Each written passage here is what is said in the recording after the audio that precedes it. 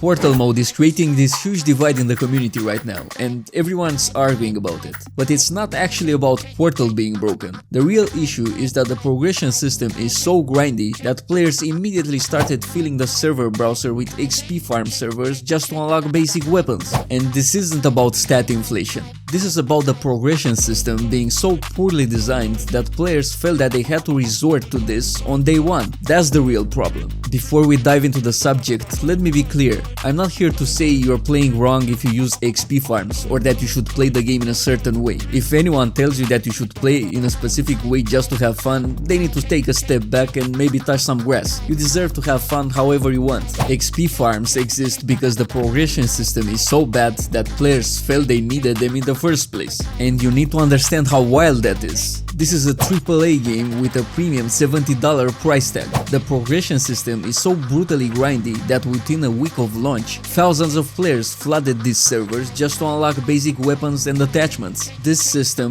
looks less like something from a game with an upfront price and more like something you'd see in a free-to-play game that's trying to sell you faster progression through microtransactions. So let's break down why this happened and why it matters. First, the grind is so extreme that casual players face an impossible choice: grind for hours to unlock one weapon or accept having limited options. If you want to experiment with different classes or builds, you're looking at a massive time investment for each iteration. Imagine spending 3 hours grinding to unlock an attachment, only to realize you don't like that weapon. That's discouraging and it kills experimentation. People don't want to do that, so they looked for alternatives. The community didn't make a bad choice. The game design forced them into this position. Players said, we just want to have fun, not to do chores. And can you really blame them? But on the other hand, those complaining that their stats are now meaningless aren't entirely wrong either. Your profile page, all those stats, badges, kills, win rate, that was historically proof of your progression and dedication.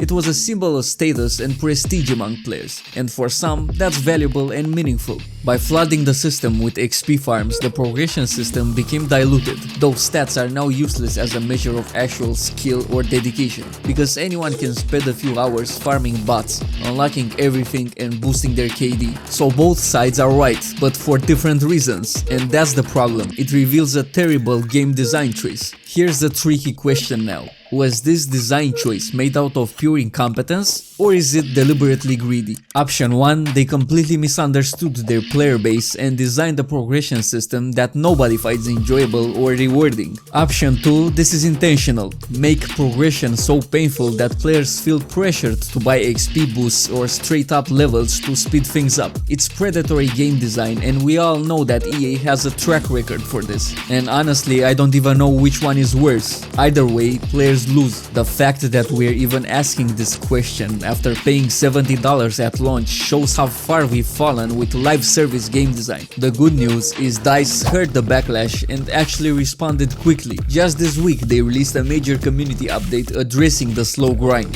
Here's what they're implementing. XP earned from match completion is increasing by 10%, while the daily XP bonus is receiving a 40% boost. That's a meaningful jump, especially for the daily bonus buff. The XP required to unlock the first 20 weapon attachment ranks will be reduced, allowing players to earn key attachments nearly twice as fast as before. This is the most important change because attachments are what gate builds and playstyles. Assignments that previously required career ranks 20, 23 and 26 to unlock will now be available earlier at ranks 10, 15 and 20. This lets you experiment with builds and weapons earlier in your progression. The development team outlines that new measures will be implemented to limit farming servers and restore balance to the system. They're specifically targeting XP farms while trying to preserve creative Portal experiences. So the question is, do these changes actually fix the design problem? Honestly, it's a step in the right direction. Doubling attachment unlock speed and buffing daily bonuses will make the experience feel less like a chore, but we'll have to see how this feels in the long run. The real issue is that progression gating exists in the first place. Other games do it differently. Some Some unlock attachments by rank regardless of weapon. Some make cosmetics the grind, not the functional items necessary for core gameplay. This response shows they're listening, which is good, but DICE acknowledge that more work is planned to address the difficulty and structure of some challenges, which will be adjusted in future updates. This tells us they're not done yet, because the challenge system itself is still a problem. The changes might satisfy some players, but the fact that we even needed an emergency buff to progression shows that the launch system was unacceptable. The real takeaway here isn't about XP farms or Portal, is that a $70 AAA game launched with a progression system that immediately forced players to seek workarounds. This reflects a broader industry problem where profit margins matter more than player experience. When your game design creates a situation where thousands of players would rather play against bots than enjoy the actual game, something went wrong. Also, if you enjoyed the video so far, don't forget to subscribe for more Battlefield 6 content. The community update shows DICE is listening and is willing to adjust. That's honestly a good sign,